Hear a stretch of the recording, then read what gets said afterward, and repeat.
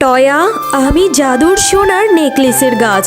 এই গাছ থেকে তুমি তোমার পছন্দ মতো নেকলেস নিয়ে পড়তে পারবে এবং সেগুলো বিক্রি করেও তোমার বাবার চিকিৎসার টাকা জোগাড় করতে পারবে। কি রে শেফার মেয়ে, শুধু শুধু আমার দোকানের দিকে এতক্ষণ ধরে তাকিয়ে আছিস কেন বলতো? আসলে কাকিমা, তোমার দোকানের গোল্ডের নেকলেসগুলো দেখতে এত সুন্দর না, আমি একদম চোখে ফেরাতে পারছি না।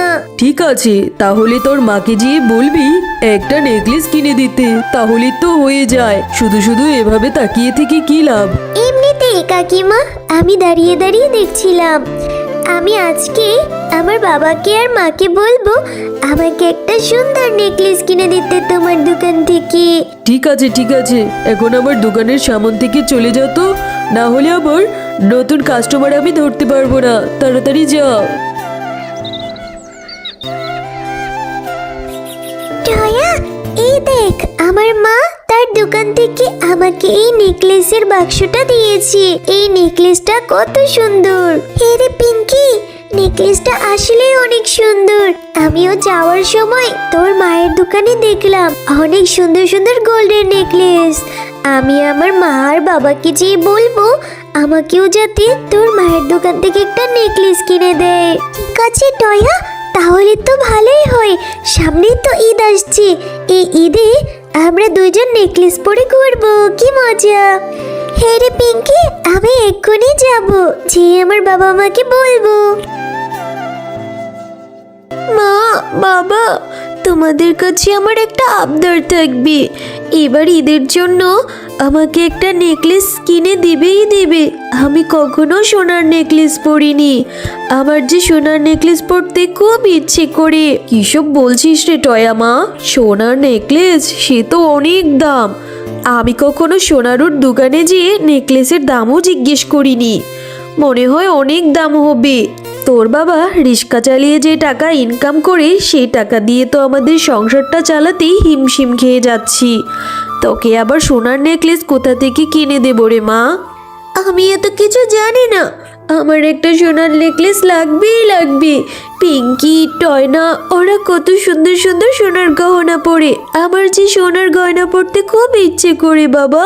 মা, আমাকে একটু সোনার গয়না কিনে দাও না মা। না না, এত শখ থাকতে নেই, ওগুলা যে বড়দের শখ। বড়লোকরা সোনা শুধুমাত্র বড়লোকদের জন্যই, ওদের অনেক টাকা আছে, ওরা সোনার গহনা কিনে পড়তে পারবে।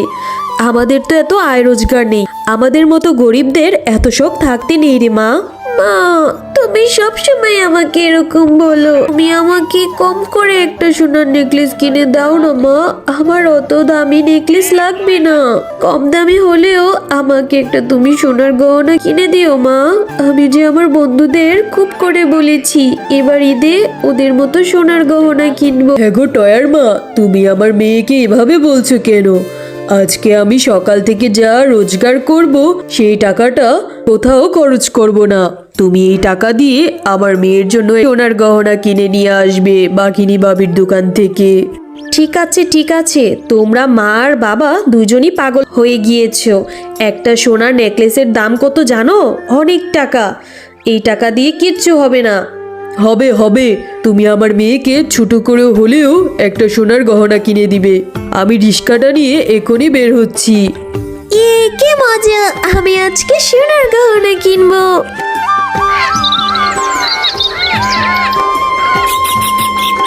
এই নাও টয়ার মা, এখানে 1000 টাকা আছে। এই টাকাটা নিয়ে বাঘিনীর দোকানে যাও, যে ছোট দেখে একটা সোনার নেকলেস কিনে দাও আমার মেয়েকে। কিন্তু আমার জানা মতে সোনার দাম তো অনেক বেশি, 1000 টাকা দিয়ে তো কিছু পাওয়া যাবে না। তুমি আগে যেই দেখো না বাঘিনীর দোকানে পাওয়া যায় কিনা, পরে না হয় আমি আরো টাকা ইনকাম করে টাকা জমিয়ে কিনে দেব। আচ্ছা ঠিক আছে, আমি যেয়ে দেখি।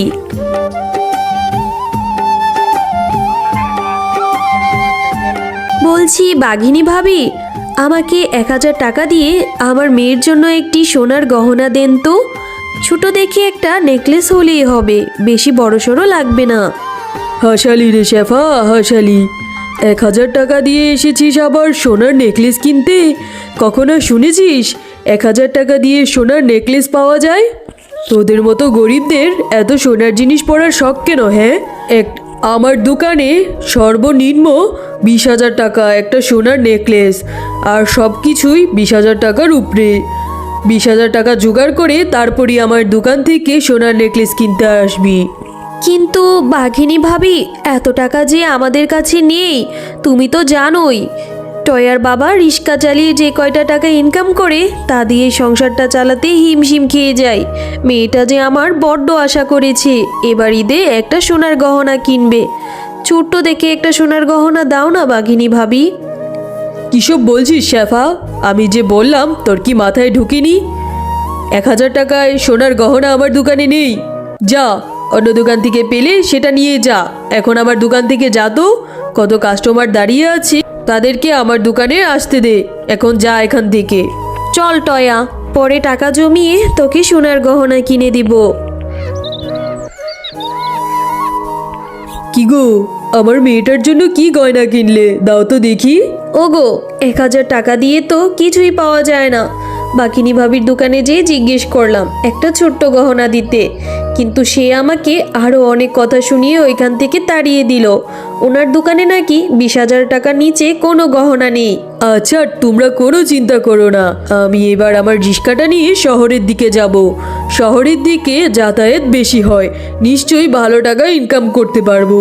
আমি এই মাসের সব টাকা জমিয়ে ঈদের আগেই আমার মেয়ের জন্য একটি গহনা কিনে দেব, বুঝলে? আচ্ছা ঠিক আছে, তাই হবে। এরপর মিচকে শিয়াল একদিন রিক্সা চালানোর সময় একটি অন্য গাড়ির সাথে অ্যাক্সিডেন্ট হয়।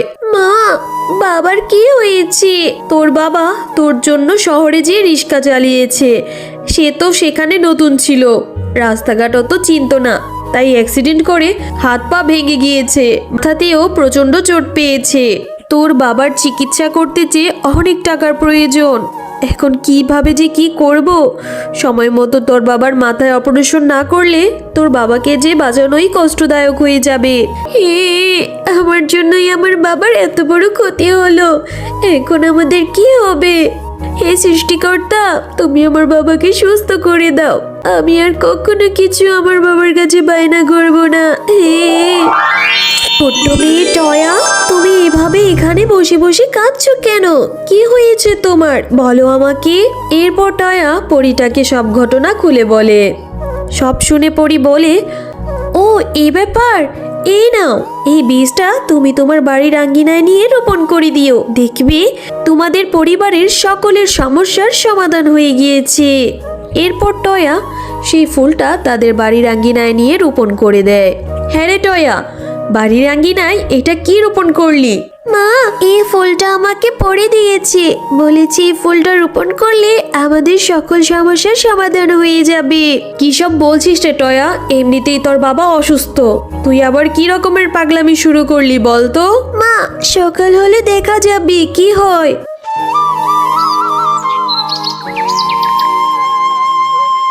মা, মা, দেখেছো, পরি ঠিকই বলেছিল, আমাদের বাড়ির উঠোনে কত বড় সোনার গহনার একটি গাছ হয়েছে। হ্যাঁ টয়া, আমি জাদুর সোনার গাছ।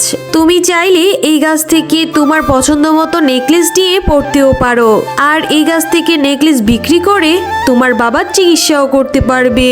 আরে আরে, ভালোই তো হলো, তাহলে এই গাছ থেকে নেকলেসগুলো বিক্রি করে টয়ার বাবার চিকিৎসা করতে পারবো। হে সৃষ্টিকর্তা, তোমার দরবারে লাখো কোটি শুকরিয়া। হ্যালো বন্ধুরা, গল্পটি ভালো লেগে থাকলে চ্যানেলটি সাবস্ক্রাইব করে দিবেন এবং পাশে থাকা বেল আইকনটি প্রেস করে আমাদের পাশে থাকবেন। ধন্যবাদ।